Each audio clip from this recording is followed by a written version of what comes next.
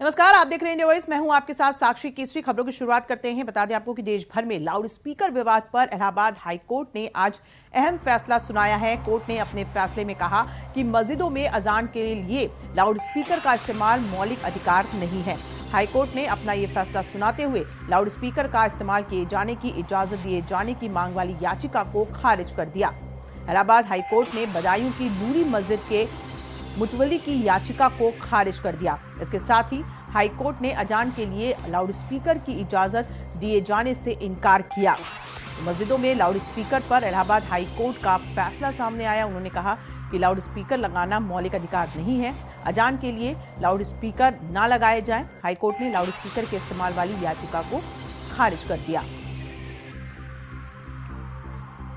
High court ने याचिका में की गई मांग को भी गलत बताया। उनका कहना था कि अजान के लिए लाउड स्पीकर की इजाजत नहीं दी जाएगी। तो अजान में लाउड स्पीकर का इस्तेमाल मौलिक अधिकार नहीं है, ये कहना है इलाहाबाद हाई कोर्ट का। और याचिका लगाई गई थी लाउड स्पीकर को लेकर के, लेकिन हाई कोर्ट की तरफ से ये साफ फैसला सुना दिया गया कि अजान के लिए लाउड स्पीकर की इजाजत नहीं दी जाएगी। बदायूं की नूरी मस्जिद के मुतवल्ली की याचिका को खारिज कर दिया इलाहाबाद हाई कोर्ट ने।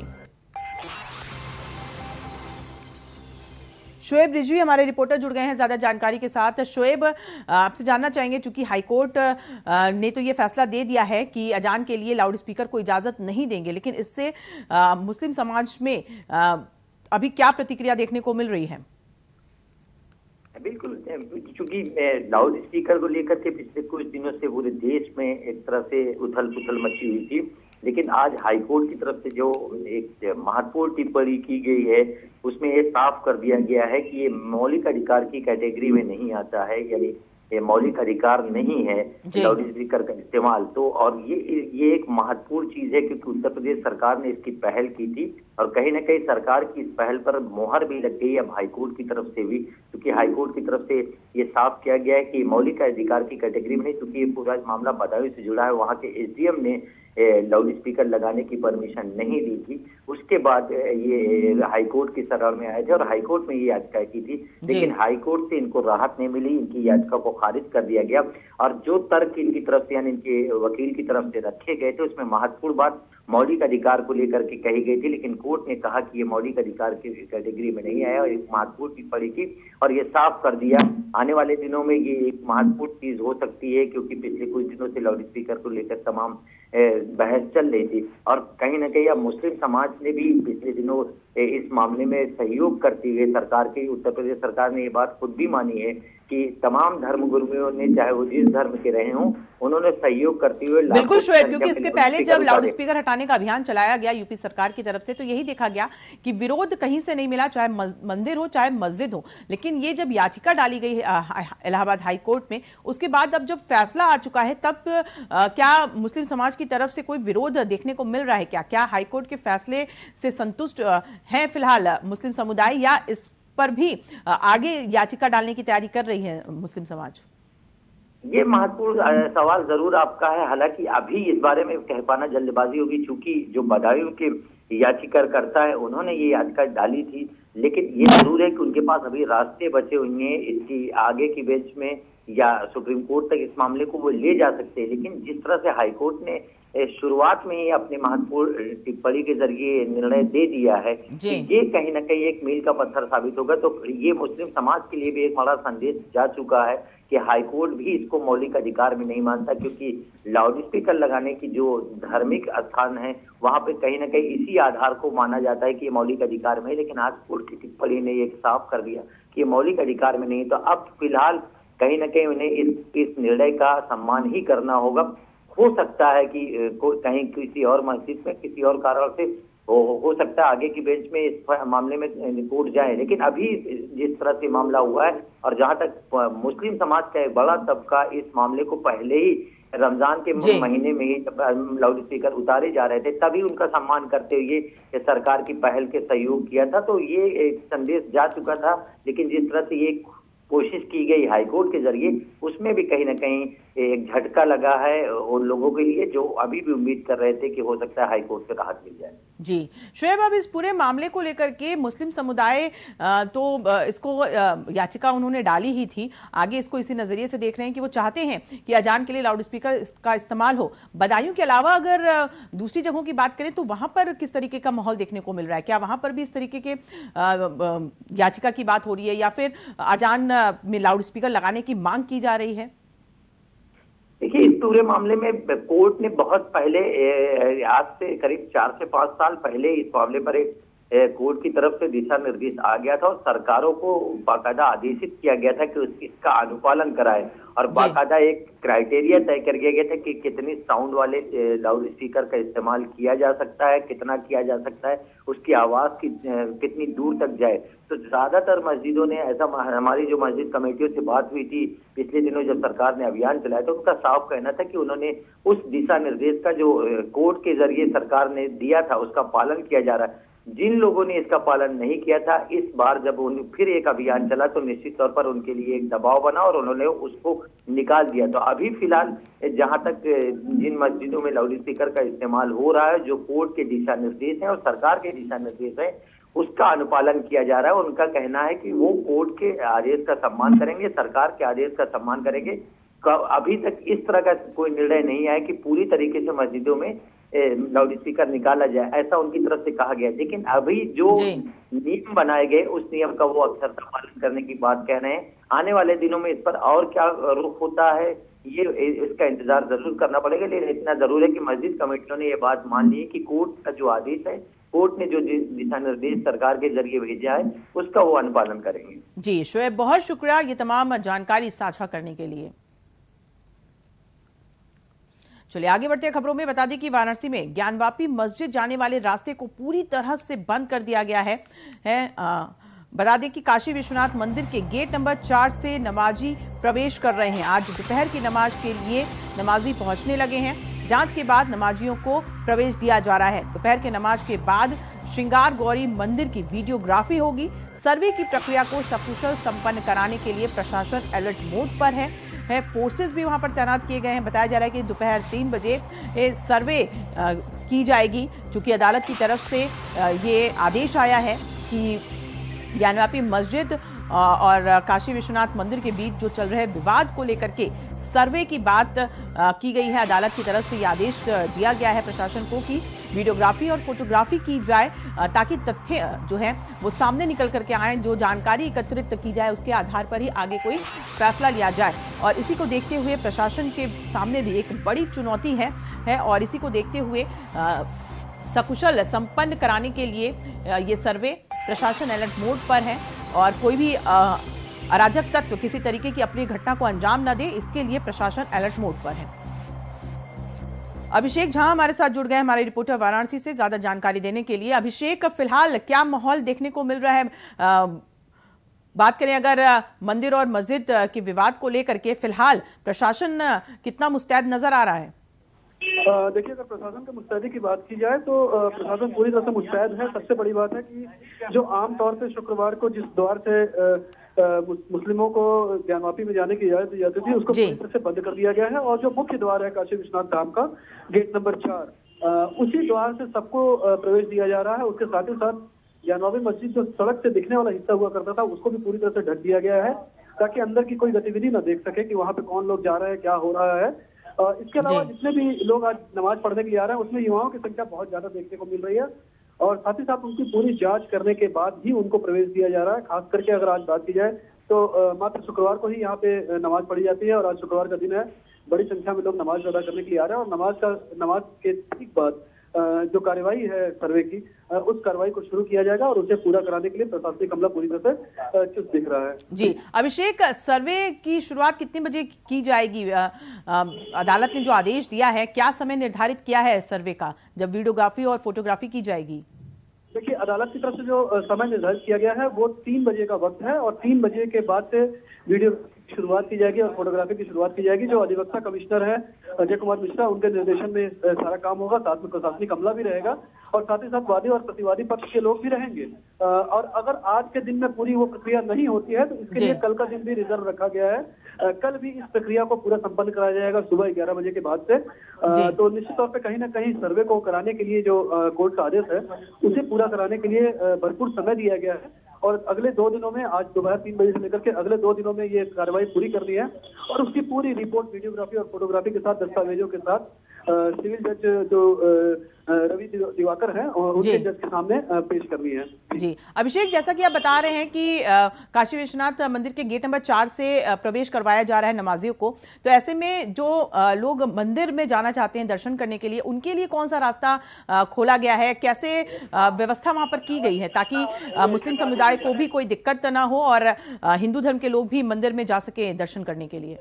देखिए, मंदिर काशी विश्वनाथ मंदिर में आने वाले दर्शनार्थियों पर किसी तरह की कोई रोक या कोई पाबंदी नहीं है, क्योंकि हमें यहाँ के स्ट्रक्चर को समझना पड़ेगा। काशी विश्वनाथ मंदिर का जो धाम है उसी धाम परिसर के अंदर में ही एक बैरिकेड किया हुआ इलाका है जिसमें ज्ञानवापी मस्जिद जो है वो स्थापित है और वहां पे जाने का रास्ता एक अलग से हुआ करता था, लेकिन आज उसी एक रास्ते से सभी को प्रवेश दिया जा रहा है। न मंदिर जाने पर कोई आवाजाही पे रोक लगाई गई है, न मस्जिद में नमाज अदा करने के लिए।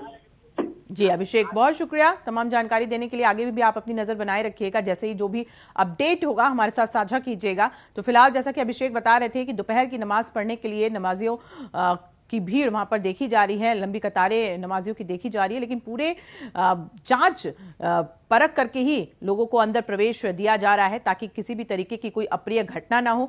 पुलिस प्रशासन पूरी तरीके से मुस्तैद है और ज्ञानवापी मस्जिद जाने वाले रास्ते को बंद करके एक काशी विश्वनाथ मंदिर के गेट नंबर 4 से नमाजियों को अंदर प्रवेश करवाया जा रहा है।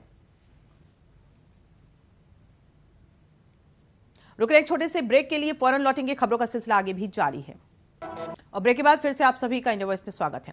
बड़ी खबर का रुख कर लेते हैं। आपको बता दें कि आजम खान से जुड़ी इस वक्त की बड़ी खबर सामने आ रही है। सुप्रीम कोर्ट ने हाई कोर्ट पर नाराजगी जताई है। आजम खान को 87 में से 86 मामलों में जमानत मिल गई है। 137 दिनों के बाद भी एक मामले पर फैसला नहीं हुआ है। अगर हाई कोर्ट फैसला नहीं करता तो हम दखल देंगे। सुप्रीम कोर्ट का ये कहना है कि जब इतने मामलों में जमानत मिल गई है और सिर्फ एक मामला ही रह गया है तो आखिर ये क्यों लटका पड़ा है। ये सुप्रीम कोर्ट की तरफ से हाई कोर्ट को फटकार लगाई गई है। सुप्रीम कोर्ट ने 11 मई को अगली सुनवाई दे दी है, तारीख 11 मई की, जब अगली सुनवाई होगी। सुप्रीम कोर्ट का यह भी कहना है कि अगर हाई कोर्ट फैसला नहीं करता है तो सुप्रीम कोर्ट इसमें दखल देगा। 137 दिनों के बाद भी सिर्फ एक मामले पर अभी तक फैसला नहीं हो पाया और इस एक मामले के बाद अगर कोई फैसला आ जाता है तो हो सकता है कि आजम खान जेल से रिहा हो जाए। फिलहाल सीतापुर जेल में बंद है आजम खान और पिछले दिनों इस पर सियासत भी खूब हुई थी। लोग, बड़े बड़े दिग्गज नेता पहुंचे थे सीतापुर जेल आजम खान से मुलाकात करने के लिए और सुर्खियों में भी रहे आजम खान इन दिनों। और अब इस एक मामले को लेकर के भी बार बार ये बात हो रही है कि आखिर एक ही मामला क्यों अटका हुआ है। 87 मामलों में से 86 मामलों में जमानत मिल चुकी है आजम खान को और सिर्फ एक मामला लटका पड़ा हुआ है जिस पर अभी भी कोई फैसला नहीं आ पाया है, जिसकी वजह से सुप्रीम कोर्ट ने हाई कोर्ट को फटकार लगाई और ये भी कहा कि अगर जल्द से जल्द फैसला नहीं लिया जाता है हाई कोर्ट की तरफ से तो सुप्रीम कोर्ट इस पर दखल जरूर देगा। सुप्रीम कोर्ट की तरफ से कोई फैसला आ सकता है और सुप्रीम कोर्ट ने 11 मई की तारीख भी तय कर दी है अगली सुनवाई के लिए और कहा है कि 11 मई तक फैसला आ जाना चाहिए और नहीं आता है तो सुप्रीम कोर्ट इस पर फैसला सुना सकता है, क्योंकि सिर्फ एक ऐसा मामला रह गया है जिस पर फैसला 137 दिनों के बाद भी नहीं आ पाया है, जिसको लेकर के नाराजगी जताई गई है सुप्रीम कोर्ट की तरफ से और हाई कोर्ट को फटकार भी लगाई गई है। ये कहा गया है कि हाई कोर्ट आखिर क्या अपना काम ठीक से नहीं कर रहा है। अगर ऐसा है तो सुप्रीम कोर्ट इस पर दखल अंदाजी जरूर करेगा और सुप्रीम कोर्ट की तरफ से कोई ना कोई फैसला सामने आ सकता है। 11 मई को सुनवाई होगी।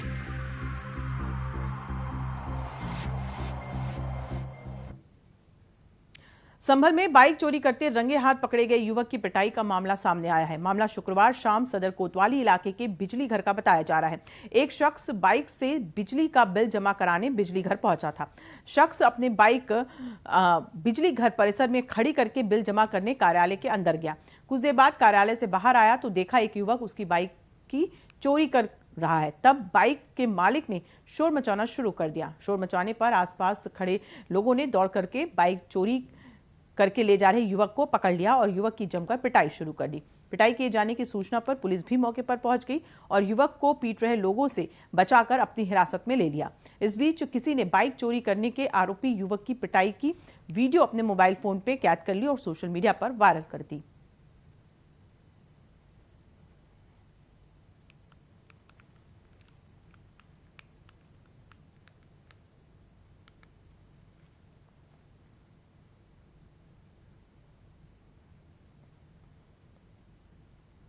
आगे बढ़ते हैं और गोंडा की खबर पर नजर डालते हैं। बता दें कि पुलिस महकमे में बड़ा फेरबदल देखा जा रहा है। 16 एसएचओ और 11 एसओ की तैनाती में बदलाव किए गए हैं।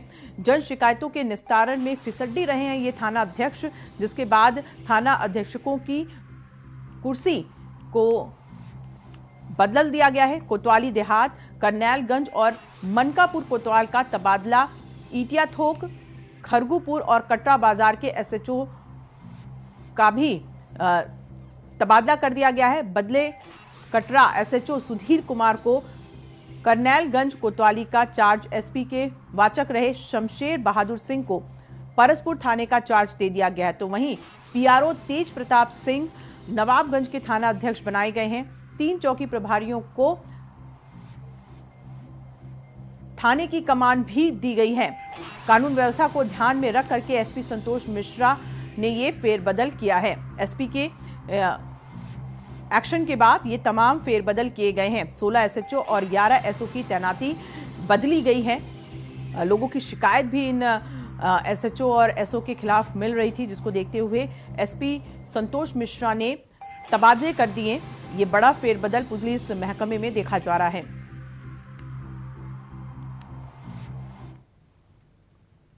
बिहार में विशेष निगरानी विभाग इन दिनों भ्रष्ट अधिकारियों और कर्मचारियों के खिलाफ लगातार कार्रवाई कर रही है। इसी कड़ी में विशेष निगरानी इकाई के द्वारा अब आय से अधिक संपत्ति के मामले में सहरसा जेल सुपरिटेंडेंट सुरेश चौधरी के ठिकानों पर छापेमारी शुरू की गई। विजिलेंस की छापेमारी अभी जारी है। जेल अधीक्षक पर आय से अधिक संपत्ति अर्जित करने का आरोप लगा है।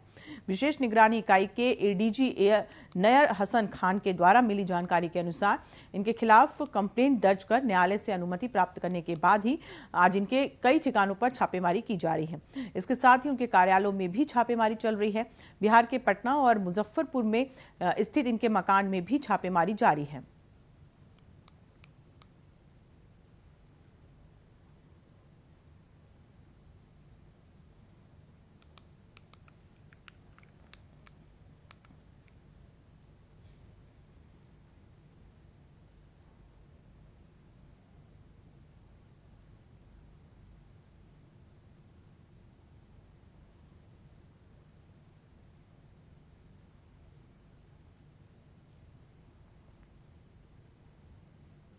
बड़ी खबर का रुख कर लेते हैं। आपको बता दें कि मुख्यमंत्री योगी आदित्यनाथ अयोध्या पहुंचे हुए हैं।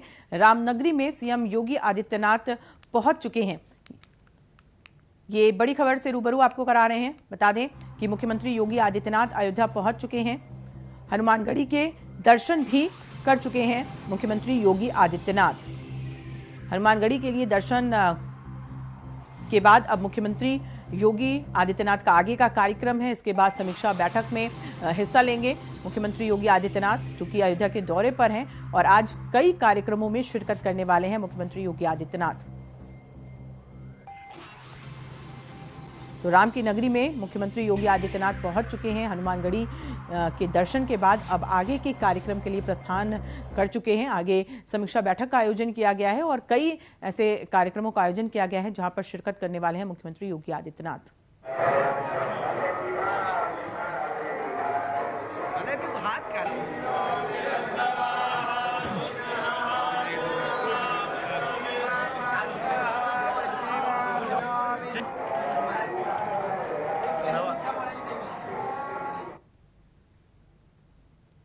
अवैध खनन के मामले में झारखंड सहित कई राज्यों में ईडी ने बड़ी कार्रवाई की है। झारखंड, बिहार, राजस्थान, हरियाणा और एनसीआर के 18 जगहों पर ईडी ने एक साथ छापेमारी शुरू की है।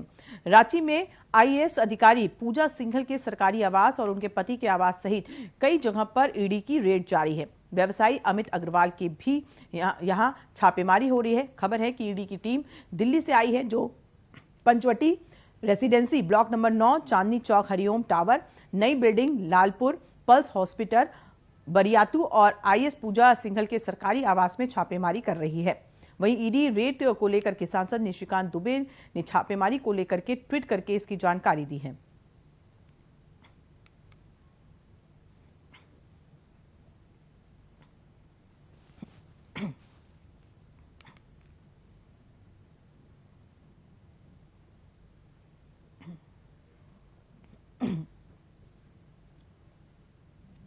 आज हजारों भक्तों के जयकारों के साथ बाबा केदारनाथ के कपाट खुल गए हैं। ग्रीष्मकाल के लिए कपाट सुबह 6:25 पर खुल गए हैं। 6 महीने के इंतजार के बाद आज बाबा केदार के भक्तों की मुराद पूरी हो गई है। सीएम धामी ने पूजा अर्चना करके बाबा केदारनाथ का आशीर्वाद लिया। वहीं पीएम नरेंद्र मोदी के नाम से पहली पूजा की गई।